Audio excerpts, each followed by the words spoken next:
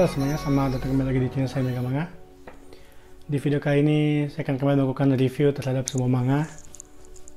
Untuk kali ini judul manganya adalah One Punch Man. Saya rasa ini cukup terkenal ya di Indonesia, jadi udah banyak yang tahu. Jadi saya cuma akan menceritakan sedikit tentang One Punch Man ini. One Punch Man ini bercerita tentang dunia di mana ada pekerjaan yang bernama superhero. Karena dunia ini dipenuhi dengan monster-monster yang terlahir dari hal-hal yang paling absurd ya, yang pernah saya dengar. Ada monster kepiting, dia jadi monster karena terlalu banyak makan kepiting, dan itu agak absurd. Tapi memang itu ceritanya sih, karena ini semacam komik komedi ya, yang dipenuhi dengan parodi-parodi dari komik-komik shonen, sehingga membuatnya menarik dan enak untuk diikutin. Pertama, tokoh utama sendiri namanya adalah Saitama yang ada di gambar ini. Saitama ini beda dengan tipikal karakter utama di shonen ya, yang keren-keren gitu. Dia ini, nah saya ada mukanya bulat, ekspresinya datar, sama sekali tidak mencerminkan karakter utama. Hanya mencerminkan seperti karakter sampingan ya, padahal dia karakter utama. Tapi kalau lagi serius juga agak keren sih kayak gini. Dia ini sedang mendapatkan masalah atau mengalami suatu dilema ya, karena dirinya terlalu kuat sehingga dia tidak puas bertarung melawan monster-monster, karena semua monster yang dia kalahkan itu semuanya mati atau kalah dalam satu pukulan. Makanya disebut dengan One Punch Man. Saitama sendiri ini sehari-hari bekerja sebagai pahlawan, walaupun sebenarnya dia tidak terdaftar ya, karena dia ternyata tidak tahu kalau ada yang namanya organisasi pahlawan. Dia hanya menjadi pahlawan untuk bersenang-senang saja, tanpa tahu kalau ada pekerjaan yang memang eksis untuk bekerja sebagai pahlawan tersebut. Dan cerita ini berkisar di sekitar Saitama ya, dimana mungkin kalau langsung Saitama yang muncul dalam suatu cerita itu sepertinya nggak bakal seru, karena pasti monsternya kalah dalam satu pukulan. Makanya di sini banyak karakter-karakter pendukung atau tambahan yang tugasnya itu seperti meng-hype musuhnya supaya musuhnya itu kelihatan kuat banget. Sedangkan pas Saitama datang ternyata cuma satu pukulan langsung kalah semua. Jadi apa ya? Mereka kayak terheran-heran gitu. Tapi itu inti cerita sih, uniknya di situ. Dan selain itu, pengarang dari One Punch Man ini merupakan One, dan yang menggambarnya adalah Yusuke Murata. Yusuke Murata ini orang yang menggambar Acid 21 juga ya. Jadi udah lumayan terkenal di Indonesia. Saya rasa karena Acid 21 itu kayaknya banyak fansnya. Sedangkan One ini sama dengan yang membuat Mob Psycho, komik yang sekarang lagi diterbitkan di Alex Media. Ini kayaknya cerita pertama ya, saya kurang tahu juga. Karena One Punch Man ini sebenarnya mulai dari webcomic ya, cuma bisa di internet waktu itu. Tapi mungkin karena ceritanya bagus, jadi diambil oleh Shonen Jump dan digambar ulang oleh Yusuke Murata. Karena kebetulan gambarnya One kayaknya agak kurang enak dilihat ya. Walaupun sebenarnya cocok dengan tema ceritanya sih yang absurd. Tapi dengan digambar oleh One, jadi digambar oleh Yusuke Murata, gambarnya jadi keren banget. Karena Yusuke Murata memang terkenal dengan gambarnya yang sangat bagus ya.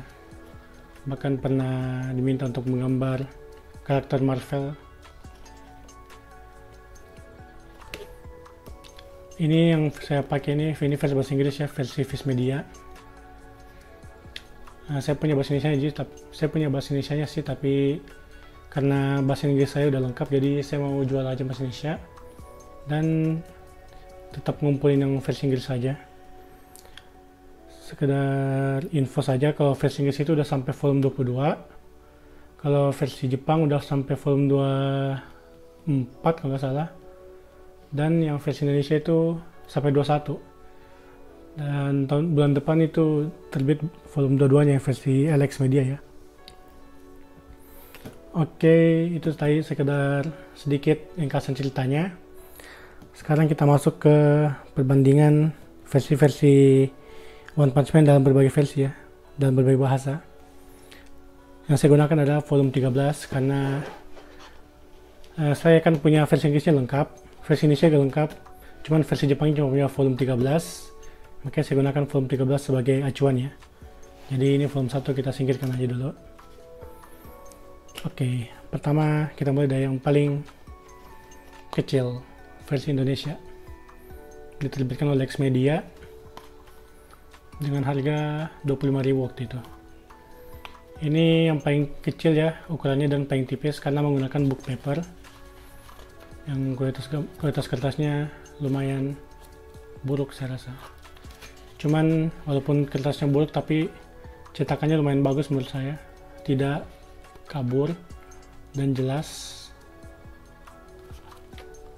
Dibandingkan komik-komik lain ada yang kabur gambarnya jadi nggak enak dilihat, tapi yang ini lumayan jelas sih, jadi enak-enak aja dibaca. Cuman bagi saya tetap nggak enak sih kalau setipis ini ya. Oke, lalu versi Jepangnya seperti biasa, versi Jepang itu bisa dibuka, ada jaketnya ya, dan di dalamnya ada cover lagi. Dari segi ukuran,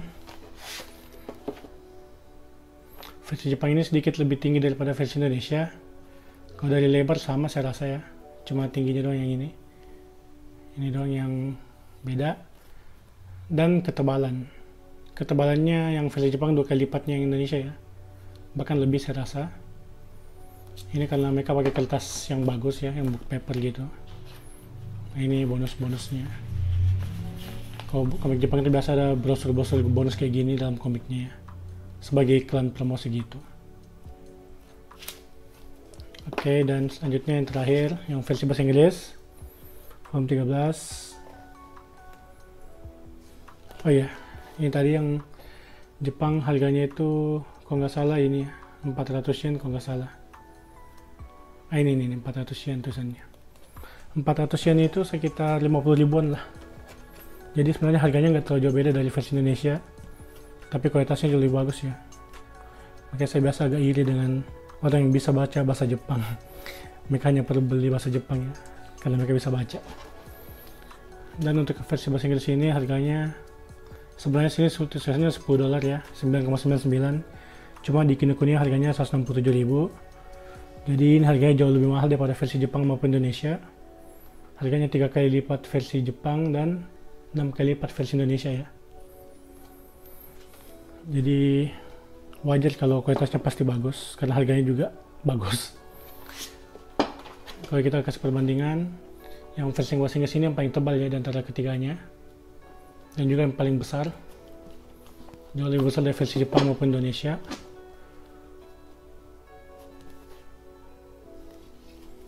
Ya saya kira itu ya kalau perbedaan ukuran. Sekarang kita lihat perbedaan cover-covernya. Kalau dari depan saya rasa agak mirip semua ya, yang beda-beda cuma penempatan kayak gini. Ini penempatan nama pengarangnya di bawah, terus volumenya di sini. Kan kalau ini sama, ini volume di sini, pengarang di sini dengan penerbit. Jadi versi Indonesia ini mengikuti persis yang versi Jepang ya. Sedangkan versi Inggris, volume dan pengarang di sini, yang di bawah ini cuma penerbitnya. Dan dari sisi belakang cover, nah ini yang menarik untuk dari One Punch Man ya. One Punch Man itu biasa gambar cover belakangnya itu agak menarik. Mereka seperti gambar yang tersambung ya. Jadi seperti gambar 3 dimensi gitu. Mereka seperti membuat perspektif. Nah, saya kasih contoh ya. Ini kalau misalnya dilihat secara perspektif yang berbeda, ini seperti ini menembus ke sini ya. Cuman sayangnya ini gambarnya nggak berlanjut karena kepotong yang versi Indonesia. Yang versi Inggris ini lebih lengkap. Nah ini, jadi seperti perspektif kalau kita beginikan sebenarnya. Tapi saya nggak mau cover belakang saya rusak, jadi saya nggak mau lipat. Nah yang bagusnya versi Jepang itu kan covernya bisa dibuka.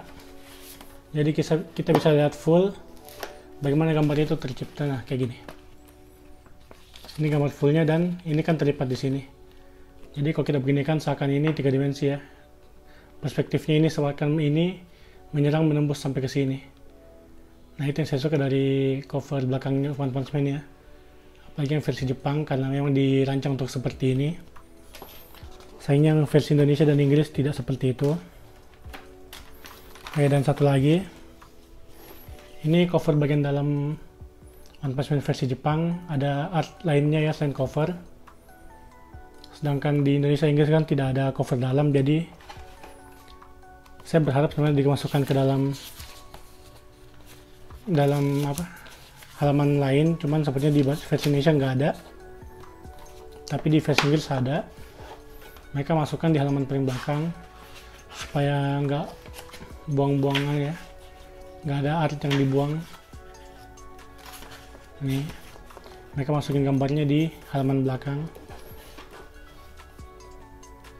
Ini sampingnya ini, jadi artnya nggak dibuang ya, cuma dimasukkan ke dalam komik bagian belakang.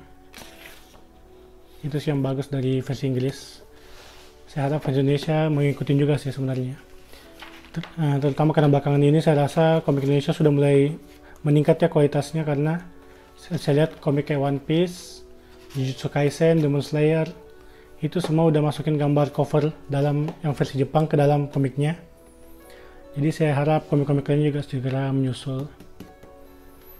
Dan oke, saya rasa itu saja review komik One Punch Man kali ini.